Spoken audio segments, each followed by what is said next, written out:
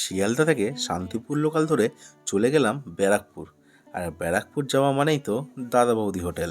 Ground ফ্লোরে অতিরিক্ত ভিড় থাকার কারণে আমরা চলে গেছিলাম ফার্স্ট ফ্লোরে। আর উপরের অ্যাম্বিয়েন্সটাও বেশ সুন্দর।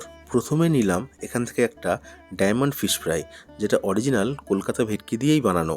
আর ভিতরের ফিলেটাও ছিল বেশ মোটা, আর গরম গরম খেতে খুব সুন্দর লাগছিল। আর তারপরে নিয়ে নিলাম এক প্লেট মাটন বিরিয়ানি। দাদা বৌদিতে এই নিয়ে আমার দ্বিতীয়বার আসা। প্রথমবারের মাটনের টেস্ট এইবারের মাটনের টেস্ট সেম একই লেগেছে, কিন্তু প্রথমবারের থেকে এবারের বিরিয়ানির ফ্লেভারটা যেন আমার অনেকটা কমই লেগেছে। সেই কারণেই নিয়ে নিলাম এক প্লেট মাটন কিমা।